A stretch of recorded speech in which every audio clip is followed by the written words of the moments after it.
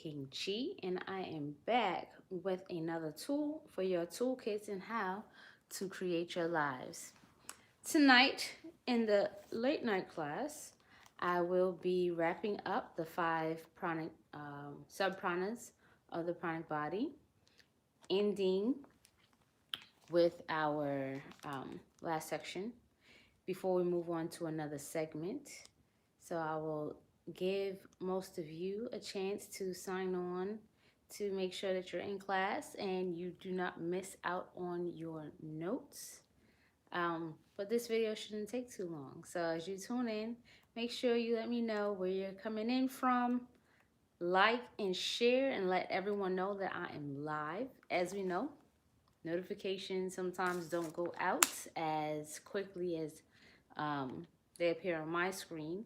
So just press 1 if I'm loud and clear. You can see me and you're ready to go. Hashtag Pranayama. What's up? What's up, Dr. Emerald Jade? What's going on? And how's everybody doing tonight? Today was a very long one day, but in a good way. Beautiful weather over on this side on the East Coast. All right. So if you're ready for this final lesson on the sub-pranas, let's get started. Don't forget to thumbs up this video, okay? In your notebooks, you want to put number 5, because that's where we are now. Number 5. We are working with the Vyana. So now that we have on our body maps these 4 sections that are pieced up between the head, the chest, the abdomen, the lower abdomen, the extremities, the legs, the arms, right? We have the Vyana.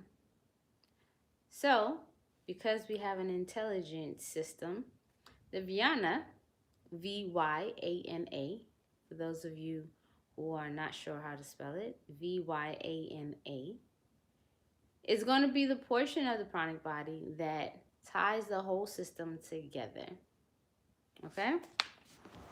This is the part where all of the vital forces, okay, are pulled together, and this energy, this portion of the prana, pervades, like it goes through each section of the pranic body, because this is the part of your pranic body that most people are familiar with when those of you who have an open third eye, where you're able to see the colors of people's chakras, or their auras, the aura, the color that's coming off of the aura and the energy that is felt on a person on the outline of their body is the Vyana.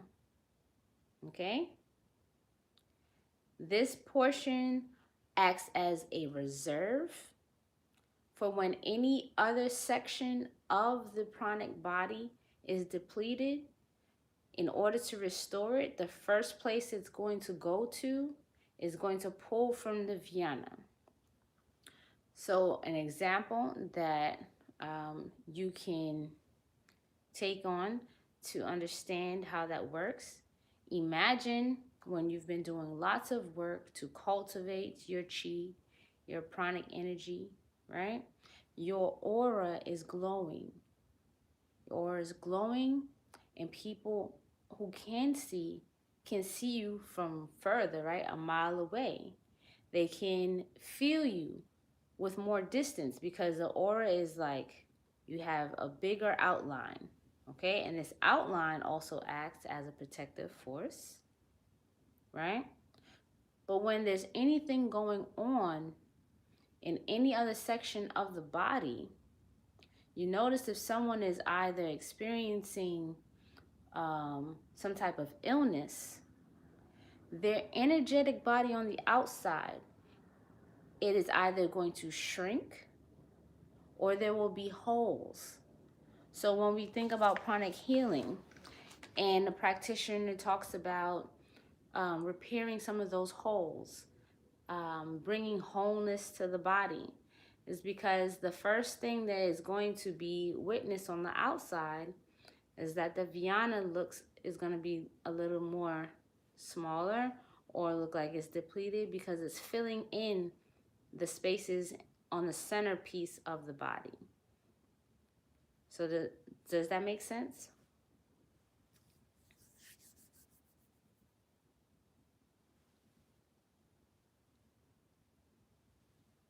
Lastly, the Vyana is going to coordinate and regulate your muscular movements. Okay? So we talked about the Udana that controls the nervous system, the sensory system that sends the messages for the movement, but the coordination of the actual muscular movement is going to happen with Vyana. What else? Also, even when you're feeling tired, this Vyana is going to be, again, a reserve for your energy. So you can pull cosmic prana in to help to repair. But here's where I'm going to tie in some of my classical lessons. The bija mantras that I gave you for preparing your body for the other mantra disciplines that you have in all of your assignments. Those bija mantras act as a medicine to actually repair those parts of your body so that this Vyana is more intact. You always want your outer shell to be strong so that whatever's going on in here has more protection. You always want this part to be really, really intact. It's like your bubble, okay? Your bubble of pranic energy. You want it to be bright, you want it to be visible, and you want it to act as a force before you walk into any space, before anything can penetrate the inside. The same with the physical body is going to mimic that.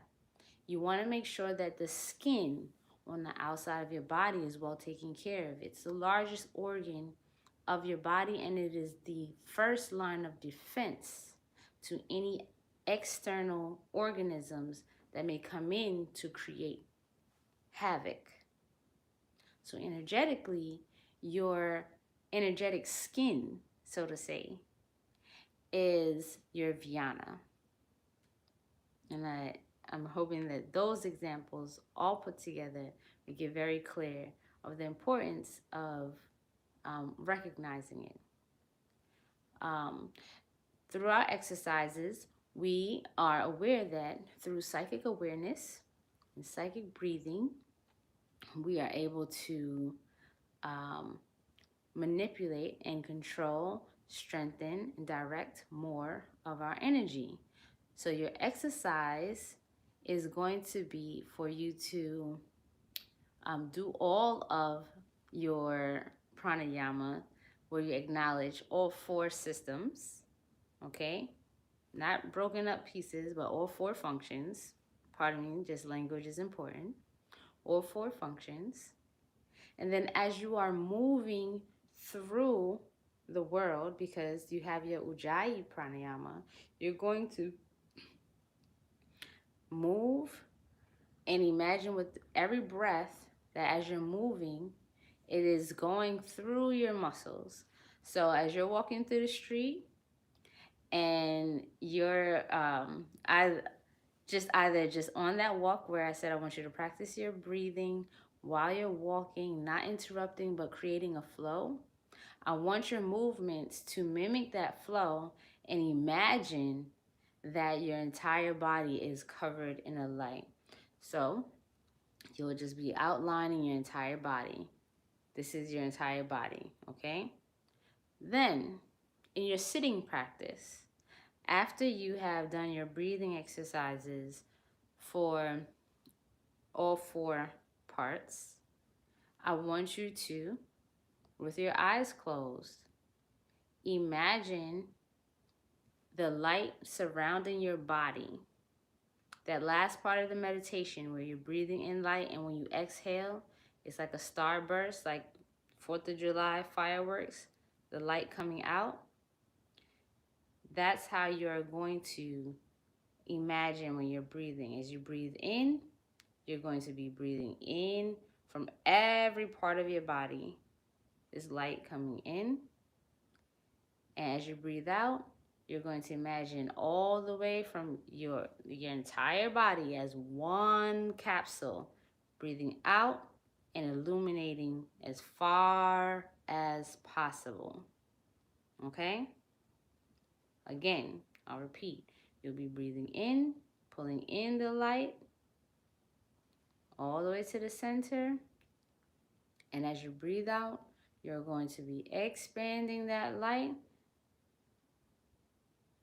taking your time and focusing on the visualization. If you need any assistance with visualization, you can take a full body picture of yourself and just outline it, okay? With whatever, I would say just like white chalk, like with lines going out. I don't want it to be like a, body mark like someone just got killed. I want you to put like lines coming out of your whole body with white marker, white chalk, okay? Because from there, you will have something else to help imprint in your mind so that you can build up that relationship between your psychic awareness and how it physically appears to others. Are we clear? Any questions?